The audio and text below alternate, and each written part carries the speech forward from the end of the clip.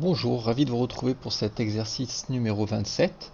Comme toujours, vous pourrez télécharger l'image afin de réaliser l'exercice vous-même en allant parcourir la description de la vidéo. Et vous verrez que c'est quelque chose d'assez simple. Il n'y a pas de nouveauté dans cet exercice, il s'agit de mettre en application ce qu'on a vu précédemment. Donc c'est un exercice assez facile en fait. On a un petit cercle de rayon 20, un autre de rayon 40, un cercle de rayon 5 et 10 en partant d'ici, et aller le placer à 80. J'aurais tout aussi bien pu prendre une ligne là, de 90 pour aller trouver le sommet ici. D'accord? Alors j'ai repassé sur mon trait de construction pour ça. Hop. Ça, j'ai pu le dessiner directement sur mon calque de tracé puisque je vois que ce sera juste à la fin de l'exo. Sur cet exercice, j'ai des élèves qui ont tendance à me faire quelque chose comme ça. Alors, je vais faire une rotation à 120. Rotation, copie, 120. 120 puisque j'ai 3 fois la forme dans un cercle à 360 degrés. Donc il y a forcément une forme qui se répète tous les 120 degrés. J'ai des élèves qui ont tendance à me faire ça et à me faire tous les traits de construction en triple. Ça ne sert à rien, d'accord?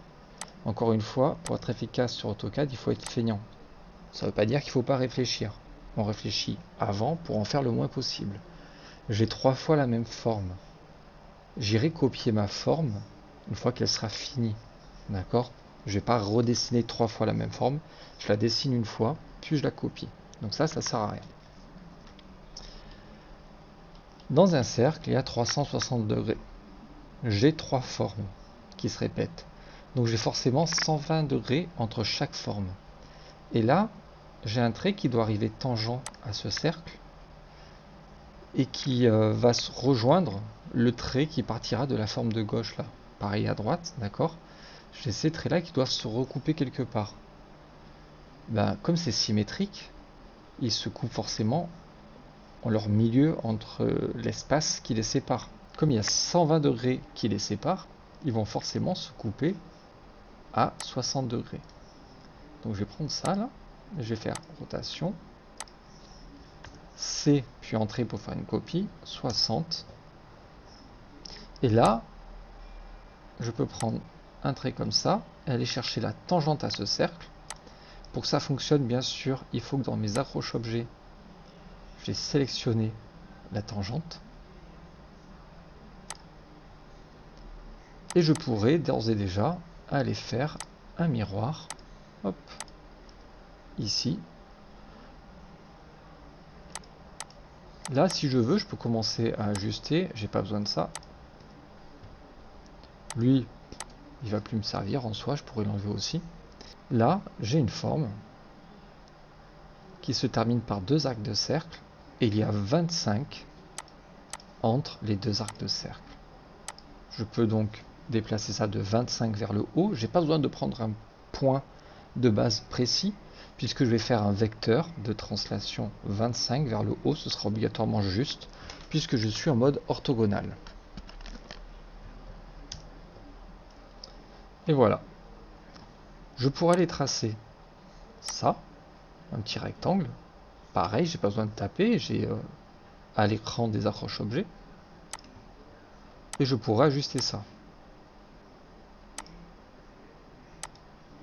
Une fois que c'est ajusté, j'ai plus qu'à le joindre.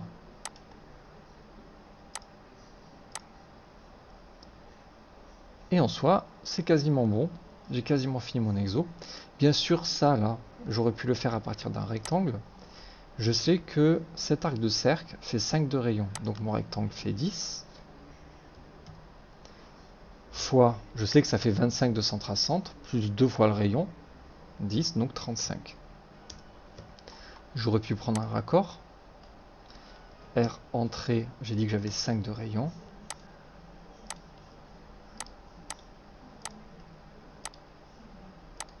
Donc là, c'est à vous de voir ce que vous préférez. Les deux méthodes se valent. Elles sont quasiment aussi rapide à faire, puisque de temps en temps, là, quand on doit cliquer avec un raccord, AutoCAD étant très précis, selon sa souris, des fois on va cliquer très précisément à côté de la forme, et ça peut être un peu pénible. Donc des fois, il faut aussi reprendre plusieurs fois pour obtenir un raccord. Donc si vous êtes plus à l'aise avec le ajuster, joindre, ça marche aussi très bien. Donc j'ai dit que ça, je l'avais 3 fois autour de mon cercle. Il y a 120 degrés entre chaque. Je pourrais dire ici, rotation, copie avec ces entrées, 120, entrée, raté, j'aurais dû prendre ça aussi. C'est pas grave. À la place, là, déjà je vais tout joindre. Je peux déjà aller les mettre sur mon calque de tracé. Et je vais faire un réseau polaire pour distribuer ma forme autour de mon cercle. Donc là, j'ai déjà sélectionné, il ne me reste plus qu'à placer le centre. Par défaut, il me place 6 occurrences de ma forme. Je vais dire que je veux que 3 éléments. Et ça y est, j'ai quasiment fini l'exercice. Sur le dessin, je vois là qu'il y a marqué rayon 10. Et j'ai plein d'élèves qui bug au moment de faire ce rayon 10, ils ne le comprennent pas. C'est juste un raccord. R entrée 10.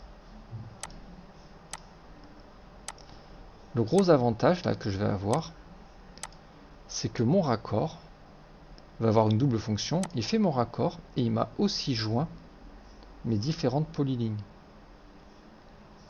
Donc l'exercice à faire, il est vraiment rapide. Je peux prendre un cercle de 5. N'hésite pas à zoomer. 10, 20, 40. Ces deux-là, je peux déjà les envoyer à 80 vers le bas. Prendre une ligne et faire quelque chose comme ça. Je vais appliquer une rotation de 60 à cela. Je vais pouvoir faire ma tangente ici, appliquer un miroir sur cette tangente. Je pourrais déjà aller faire un ajusté là-dessus. Lui, je le copie à 25 plus haut. Je prends l'outil rectangle. Hop. Pareil, je vais faire un ajusté dans mon rectangle. Tout ce qu'il y a là-dedans, j'en ai plus besoin. Je peux aller joindre tout ça d'un coup. Je prends ça, je lui fais un réseau en partant d'ici. Je dis que je ne veux que 3 éléments. Ça, j'en ai plus besoin. Je n'ai plus que mon raccord de 5 à faire. Et je passe tout sur le bon calque. Ça y est, c'est fini. Voilà, il n'y avait pas grand chose de nouveau, d'accord, c'est que des logiques qu'on a déjà vues, des outils que l'on a déjà vus. Il sert à bien se rappeler comment on fait un réseau polaire, comment on trouve une tangente, comment on peut faire des formes un peu complexes avec des ajustés joindre, ou bien avec des raccords. Voilà, j'espère que tout a été compris, vous avez vu que ça pouvait aller assez vite. Je vous dis à bientôt pour un nouvel exercice.